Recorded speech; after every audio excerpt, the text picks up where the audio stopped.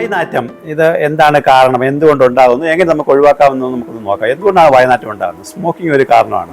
Oral hygiene, പല്ല് തേക്കാതെയോ അല്ലെങ്കിൽ മോണ വീക്കോ അല്ലെങ്കിൽ പല്ലിന് കേടോ ഉണ്ടെന്നുണ്ടെങ്കിൽ സാധാരണ ഈ വായ്നാറ്റം ഉണ്ടാകാറുണ്ട്.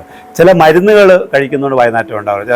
അതുപോലെ ഡ്രൈ മൗത്ത്, പ്രത്യേകിച്ച് ഉറക്കത്തിൽ സലേവയുടെ പ്രൊഡക്ഷൻ വളരെ കുറയും. ഇപ്പോൾ രാവിലെ എഴുന്നേൽക്കുമ്പോൾ നമുക്ക് അതുകൊണ്ടാണ് വായ്നാറ്റം പലപ്പോഴും ഉണ്ടാകുന്നത്. അപ്പം മോണ വീക്കം, ഈ പറഞ്ഞ പോലെ ഉമിനീര് ഗ്രന്ഥിയിൽ എന്തെങ്കിലും അസുഖം വന്നു കഴിഞ്ഞാൽ വായ്നാറ്റം വരാൻ സാധ്യതയുണ്ട്. സൈനസുകൾക്കുള്ള അസുഖങ്ങൾ, നോസ്, മൂക്കുമായിട്ട് ബന്ധപ്പെട്ടിട്ട് എന്തെങ്കിലും പോളിപ്പോ അല്ലെങ്കിൽ മൂക്കളപ്പോ അല്ലെങ്കിൽ മൂക്കിൽ എന്തെങ്കിലും ഫോറിൻ പൊടി കയറിയാൽ പോലും ഈ വായ്നാറ്റം വരാനുള്ള സാധ്യത. ചില സർജറി കഴിയുമ്പോഴത്തേക്ക് വായ്നാറ്റം ഉണ്ടാകാറുണ്ട്. ഗംസിൻ്റെ ഇൻഫെക്ഷൻ ഉണ്ടെങ്കിൽ വായ്നാറ്റം ഉണ്ടാകാറുണ്ട്.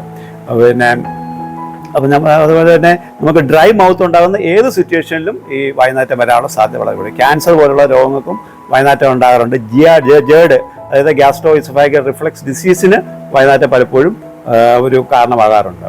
ഇനി ഇത് എങ്ങനെ നമുക്ക് ഒഴിവാക്കാന്ന് വെച്ചാൽ ഓറൽ ഹൈജീൻ കൂട്ടുക, ഈ പറഞ്ഞ പോലെ സർജറി ഒക്കെ ചെയ്യുമ്പോഴത്തേക്ക് നല്ല ആഹാരം കഴിക്കാൻ നോക്കുക, മരുന്നുകളുടെ ഉപയോഗം മാക്സിമം കുറയ്ക്കാൻ നോക്കുക, കഴിയുന്നത്ര മൗത്ത് വാഷ്, പ്രത്യേകിച്ചും ഹോമിയോപ്പതിയിൽ കലൻഡുല മൗത്ത് വാഷ് ഉപയോഗിക്കുക. ഒരു 8-10 തുള്ളി കലൻഡുല ടിഞ്ചർ അല്പം വെള്ളത്തിൽ ചേർത്ത് നിങ്ങൾ ഡെയിലി രാത്രിയിൽ കിടക്കുന്നതിന് മുമ്പ് റിൻസ് ചെയ്തിട്ട് കിടന്നു കഴിഞ്ഞാൽ ഒരു കാരണവശാലും നിങ്ങൾക്ക് വായ്നാറ്റം ഉണ്ടാവില്ല എന്നുള്ളത് ഉറപ്പാണ്.